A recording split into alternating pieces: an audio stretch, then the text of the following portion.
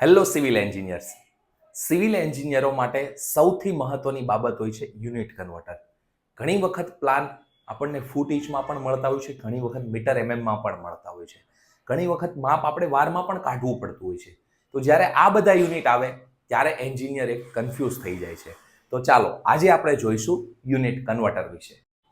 Plan generally બે પ્રકારના હોય છે. જ્યારે પણ આપણે કન્સ્ટ્રક્શન ફિલ્ડમાં કામ કરીએ છીએ ત્યારે પ્લાન જનરલી બે પ્રકારના માપમાં આવતા હોય છે. ફર્સ્ટ વન આવતું હોય છે ફૂટ ઇંચમાં અને સેકન્ડ વન હોય છે મીટર એમએમમાં. જ્યારે પણ આપણે કન્સ્ટ્રક્શન ફિલ્ડની અંદર ઇન્ડસ્ટ્રીયલ પ્રોજેક્ટમાં યા ફિર બંગલો છે, ગાળા ટાઈપના મકાન છે, ફાર્મ હાઉસીસ છે, આમાં જ્યારે આપણે કામ કરતા હોઈએ છીએ ત્યારે જનરલી પ્લાનનું માપ આવતું હોય છે ફૂટ ઇંચમાં. પણ જ્યારે હાઈરાઇઝની અંદર આપણે કામ કરીએ છીએ ત્યારે મોટાભાગે માપ આપણને મળતા હોય છે મીટર એમએમમાં. તો આપણી માટે ફૂટ ઇંચ અને મીટર એમએમ આ સૌથી મહત્વના યુનિટ હોય છે. હવે આપણે વાત કરીએ યુનિટમાં. તો જનરલી યુનિટ હોય છે એ ત્રણ પ્રકારના આવતા હોય છે. ફર્સ્ટ વન હોય છે single dimension. Single dimension. Second one હોય છે it is double dimension and third one છે ટ્રિપલ ડાયમેન્શન. જ્યારે પણ આપણને માપ મળતું હોય છે તો આ કોઈ ત્રણ યુનિટની અંદર આ માપ હોતું હોય છે. ફર્સ્ટ વન વાત કરીએ સિંગલ ડાયમેન્શન. તો સિંગલ ડાયમેન્શનમાં ઓનલી ફોર આવતી હોય છે લેન્થ. લેન્થની અંદર આપણે એક્ઝામ્પલની વાત કરીએ કે જ્યારે હું કોઈ અંતર માપવા માંગુ છું, ડિસ્ટન્સ માપવા માંગુ છું, ત્યારે એ મારી ઓનલી ફોર લેન્થ હોય છે. એક્ઝામ્પલ તરીકે સુરતથી વાપી જતો હોઉં છું તો ત્યારે હું બોલી શકું કે સુરતથી વાપી 200 કિલોમીટર દૂર હોય છે. તો આ મારું થઈ ગયું સિંગલ ડાયમેન્શન, જેમ કે ઓનલી ફોર 200 કિલોમીટર, જેને હું કહી શકીશ ડિસ્ટન્સ. પછી જ્યારે આપણે પતંગ ચગાવીએ છીએ તો પતંગની દોરીને પણ આપણે શેમાં માપીએ છીએ તો કે સિંગલમાં, એટલે કે લેન્થમાં જ ઓનલી ફોર એ મપાતું હોય છે. તો એનું આપણે સેકન્ડ એક્ઝામ્પલ લઈ શકીએ, પતંગની દોરી પણ આપણે લઈ શકીએ. ત્યારે આપણે કહેતા હોઈએ છીએ કે મારે 5 ફૂટનો પતંગની દોરીનો ટુકડો જોઈએ છે, 5 મીટરનો જોઈએ છે, તો એ ઓનલી ફોર મપાય છે લેન્થ. ડબલ ડાયમેન્શનની વાત કરીએ તો ડબલ ડાયમેન્શનમાં આવતું હોય છે લેન્થ એન્ડ વિથ. હવે ડબલ ડાયમેન્શનની વાત કરીએ તો એમાં કયું આવે? પ્લોટની સાઈઝ આવે. ઘણી વખત આપણે એવું કહેતા હોઈએ છીએ કે મારા પ્લોટની સાઈઝ છે 15 foot by 140 foot, 100 foot by 150 ફૂટ. તો આ શું બતાવે છે? જનરલી મારા પ્લોટની સાઈઝ બતાવે છે, એરિયા બતાવે છે. પછી આપણે કોઈ રૂમનું માપ લેતા હોઈએ તો રૂમની સાઈઝ પણ આપણે શેમાં બતાવવી પડે? હંમેશા લેન્થ અને વિથમાં, ઇન શોર્ટ ડબલ ડાયમેન્શનમાં. હું કોઈ દિવસ ક્યારેય પણ એવું ન કહી શકું કે સુરતથી વાપીનું ડિસ્ટન્સ 200 સ્ક્વેર કિલોમીટર દૂર છે. એ ઓનલી ફોર મારું શેમાં માપવામાં આવશે? સિંગલ ડાયમેન્શનમાં. પણ જ્યારે હું બે બાજુનું માપ લઉં છું ત્યારે એ મારું થઈ જાય છે ડબલ ડાયમેન્શનમાં, જેને આપણે મોસ્ટલી ઇન્ડિકેટ કરતા હોઈએ છીએ સ્ક્વેરથી. આનું એક્ઝામ્પલ લઈએ સિંગલ ડાયમેન્શનમાં તો એમાં હું મીટર, કિલોમીટર, ફૂટ, ઇંચ આ જનરલી ડાયમેન્શન હું લઈ શકું છું. પણ જ્યારે હું ડબલ ડાયમેન્શનમાં લઉં છું ત્યારે square metre, square foot, square inch generally આ બધા હું ડાયમેન્શન લઈ શકું છું. સ્ક્વેર વાર એટલે કે યાર્ડ. તો આ મારા થઈ ગયા ડબલ ડાયમેન્શન. ટ્રિપલ ડાયમેન્શનની વાત કરીએ તો એમાં 3 સાઈડ હોય છે. લેન્થ પણ હોય છે, વિથ પણ હોય છે અને એની હાઈટ અથવા તો ડેપ્થ, કે જેમાં 3 બાજુ હોય છે, લેન્થ, વિથ અને હાઈટ. તો આમાં આપણે જનરલી એક્ઝામ્પલ લેવું હોય તો આપણે લઈ શકીએ ઓવરહેડ ટેન્ક. જ્યારે પણ હું કોઈ પણ સમજીએ કે પાણીનો ટાંકાની હું વાત કરતો હોઉં છું ત્યારે હું એવું ના કહી શકું કે મારે 15 ફૂટ બાય 10 ફૂટનો પાણીનો ટાંકો જોઈએ છે. ત્યારે આપણે કાં તો હાઈટ કાં તો ડેપ્થ આ મેન્શન કરવું પડતું હોય છે. એટલે આપણે એમાં એક્ઝામ્પલ લઈ શકીએ છીએ ઓવરહેડ ટેન્ક. પછી ત્યાર પછી લઈ શકીએ કે આપણે એક્સકેવેશન માટે જ્યારે ખાડો કરવાનો આવતો હોય છે, જમીન લેવલ ઉપર હોઈએ છીએ ત્યારે ફૂટિંગ કરવા માટે આપણે જ્યારે એક્સકેવેશન કરીએ છીએ ત્યારે પણ જનરલી 3 બાજુ મહત્વની રાખતી હોય છે. એક્સકેવેશન કરવું છે તો કેટલું કરવું છે તો કે 100 ફૂટ બાય 200 ફૂટ બાય 30 ફૂટ. તો એ સમયે મારી હાઈટ અથવા તો ડેપ્થ આ સૌથી મહત્વનો ભાગ ભજવતું હોય છે, જેને હું ઇન્ડિકેટ કરી શકું ક્યુબ. જેમ કે ક્યુબિક મીટર છે, ક્યુબિક ક્યુબિક મીટર છે, ક્યુબિક ફૂટ છે, આ ફોર્મમાં જનરલી હું ઇન્ડિકેટ કરી શકતો હોઉં છું. જો સિંગલ ડાયમેન્શન હોય છે તો એ મીટર, કિલોમીટર, ફૂટ, ઇંચ આમાં જનરલી હોય. ડબલ હોય છે તો તેમાં બે બાજુ હોય, લેન્થ અને વિથ, તો એને હું સ્ક્વેરથી ઇન્ડિકેટ કરીશ. અને જ્યારે હું ટ્રિપલ ડાયમેન્શનની વાત કરું ત્યારે લેન્થ, વિથ અને હાઇટ અથવા તો ડેપ્થ, આ ત્રણ બાજુની આપણે વાત કરતા હોઈએ છીએ તો એને આપણે જનરલી ક્યુબિકમાં ઇન્ડિકેટ કરતા હોઈએ છીએ. તો આ આપણી થઈ યુનિટમાં અલગ અલગ ત્રણ પ્રકારના ડાયમેન્શન આવતા હોય છે. હવે આપણે તેનાથી એક સ્ટેપ આગળ જઈએ અને વાત કરીએ કે મીટરમાંથી ફૂટમાં જવું છે, મીટરમાંથી એમએમમાં જવું છે, તો એની માટે કયા યુનિટ હોઈ શકે? તો ચાલો આજે આપણે જોઈએ. જનરલી 1 મીટર બરાબર થતું હોય છે 3.28 ફૂટ. તો હવે આપણે ધ્યાનમાં રાખવાનું છે કે જ્યારે પણ હું મીટરમાંથી ફૂટમાં જાઉં છું, ત્યારે મારે 3.28 વડે મલ્ટીપ્લાય કરવાનું છે. પણ જ્યારે હું ફૂટમાંથી મીટરમાં જાઉં છું ત્યારે મારે 3.28 વડે ડિવાઈડ કરવાનું છે. આ સૌથી મહત્વનો યુનિટ છે જ્યારે આપણે કોઈ પણ પ્લાનને કન્વર્ટ કરતા હોઈએ. સેકન્ડ વસ્તુ કે એક સ્ક્વેર વાર, ઇન શોર્ટ સ્ક્વેર યાર્ડ બરાબર 9 સ્ક્વેર ફીટ. તો આમાં આપણે એ જ યાદ રાખવાનું, વારમાંથી જ્યારે હું સ્ક્વેર ફીટમાં જાઉં છું, સ્ક્વેર વારમાંથી જ્યારે સ્ક્વેર ફીટમાં જાઉં છું તો મારે 9 વડે મલ્ટીપ્લાય કરવાનું છે, અને જ્યારે સ્ક્વેર ફીટમાંથી સ્ક્વેર વાર જાઉં છું ત્યારે 9 વડે મારે ડિવાઈડ કરવાનું છે.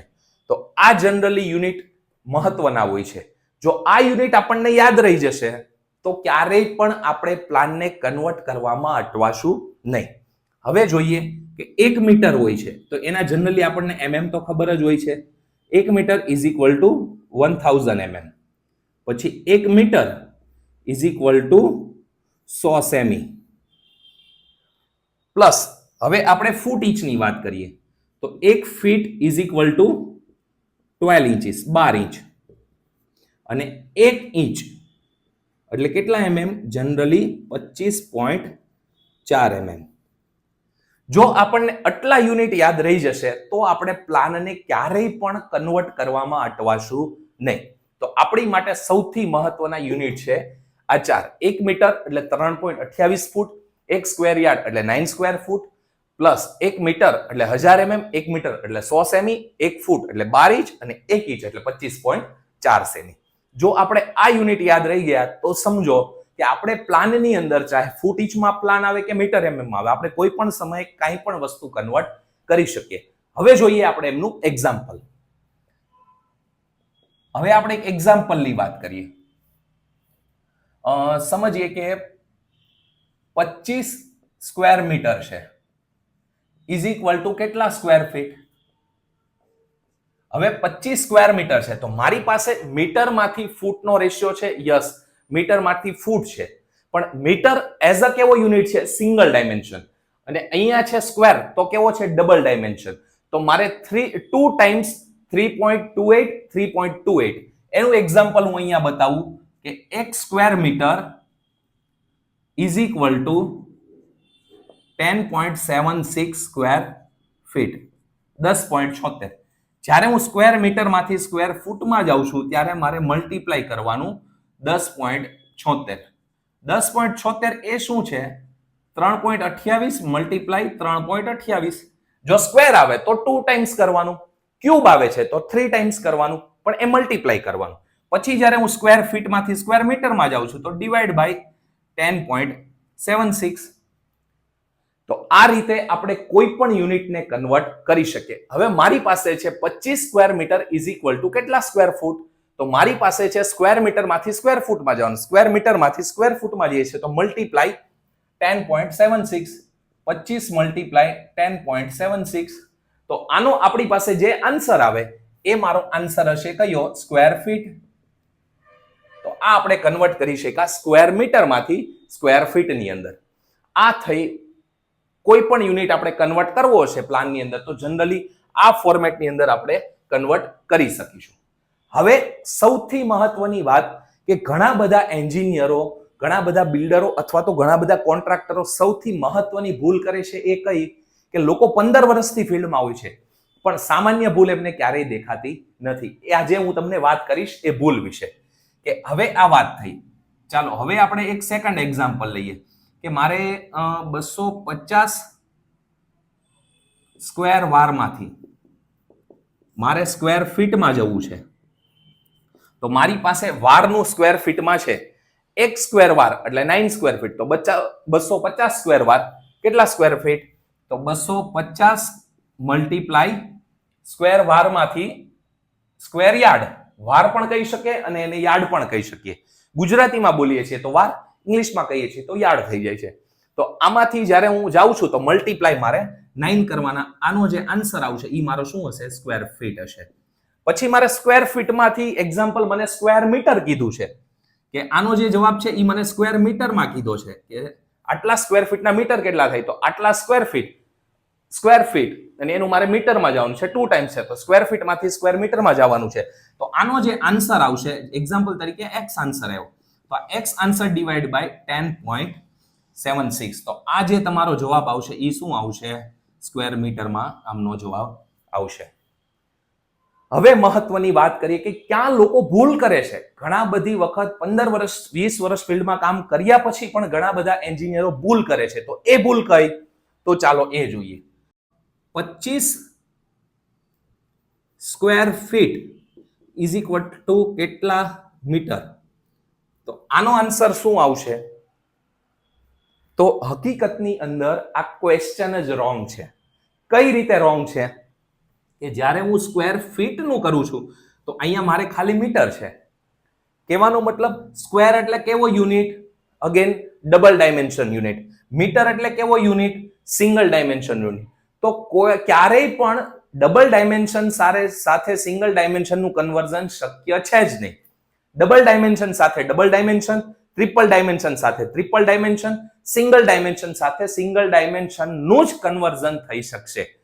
આ ડબલ ડાયમેન્શન છે અને આ સિંગલ ડાયમેન્શન છે તો આનું કન્વર્ઝન ક્યારેય પણ થશે નહીં. આ આપણો આન્સર કેવો છે? ક્વેશ્ચન કેવો છે? રોંગ ક્વેશ્ચન છે.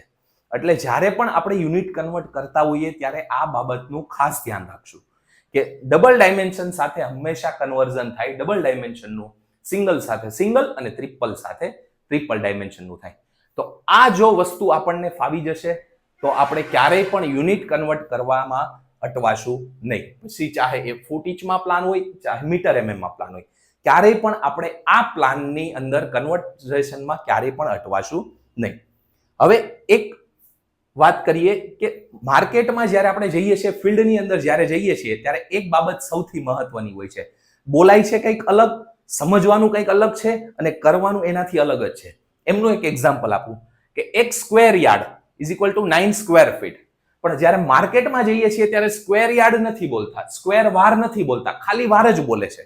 તો જ્યારે પણ બિલ્ડર એવું કહે છે કે મારો પ્લોટ 500 વારનો છે તો એ હકીકતમાં છે સ્ક્વેર વાર કે 500 સ્ક્વેર વારનો પ્લોટ છે. કારણ કે ફિલ્ડની અંદર જનરલી ભાષા વાર બોલાય છે પણ એ હકીકતમાં છે ડબલ ડાયમેન્શન યુનિટ. એ સિંગલ ડાયમેન્શન યુનિટ છે જ નહીં.